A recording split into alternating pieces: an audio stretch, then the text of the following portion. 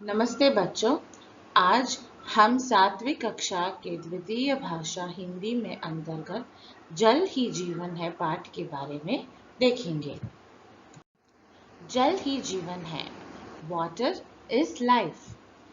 कृषि कार्य के लिए पानी बहुत आवश्यक है। Water is very essential for agriculture. पानी के बिना बीज उग नहीं सकता। Without water seeds cannot germinate. पानी ही भूमि को उपजाऊ बनाता है। Water makes the earth fertile. फसल उगने से लेकर तैयार होने तक लगातार पानी की आवश्यकता होती है। From when crops are growing till they are completely ripe, we need पानी। पानी के बिना कृषि कार्य संभव ही नहीं है। Without water, agriculture is not possible at all. पानी में चीनी, नमक, खनिजों के छोटे छोटे कण इत्यादि बहुत से पदार्थ घुल मिल जाते हैं। भोजन के उसी भाग का हमारे शरीर में पाचन होता है जो पानी में घुल सकता है। यही इसका उपयोग है। In water, sugar, salts and other minerals are soluble. We can digest only those parts of our food which are soluble in water. This is the use of water in our body. कस्बों व शहरी क्षेत्रों में जल की आपूर्ति नदियों, तालाबों अथवा झरनों से होती है। We don't have enough water in big cities. इन्हें प्राप्त करने पीने योग्य नहीं होता। All these are not potable water. They are not capable of being drunk. क्योंकि इस जल में अशुद्धियां मिली होती है। There are lot of contamination in these waters. अतः इसे पीने योग्य बनाने के लिए शुद्धिकरण की भिन्न भिन्न विधियों का प्रयोग किया जाता है। To make these water sources potable, it is being purified in many different ways. जल के शुद्धिकरण के लिए पानी को पाइप द्वारा एक बड़े जल कुंड में डाला जाता है। Water is sent through a big pipe into a big reservoir. इस जल कुंड में फिटकारी डाली जाती है जिससे बहुत सी अशुद्धियां नीचे तली में बैठ जाती है।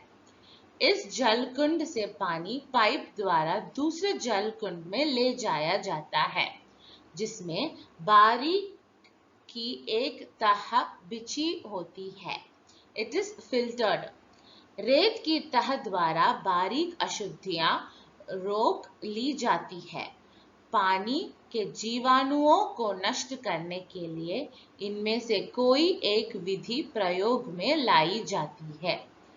पानी की सतह पर अल्ट्रावायलेट प्रकाशन डालकर by using ultraviolet light on water. पानी में द्रव क्लोरीन अथवा ब्लीचिंग पाउडर डालकर, that is by adding chlorine or bleaching powder in water. पानी में अमोनिया तथा क्लोरीन गैस प्रवाहित करके by using ammonia or chlorine gas in water. पानी में ओजोन गैस प्रवाहित करके इस प्रकार पानी शुद्ध किया जाता है। So water is first filtered using sand and then it is filtered by using either of these chemicals so that the living organisms in water also is removed and the water is made potable. जल प्रदूषण को रोकने के लिए निम्नलिखित उपाय है। पीने के काम में लाए जाने वाले तालाबों एवं नदियों का जल साफ रखना चाहिए। All the water bodies that are used for drinking are supposed to be kept clean. नगरों के गंदे नाले नदियों में न मिलाए जाएं। इस पानी को साफ करके सिंचाई के काम में लाना चाहिए।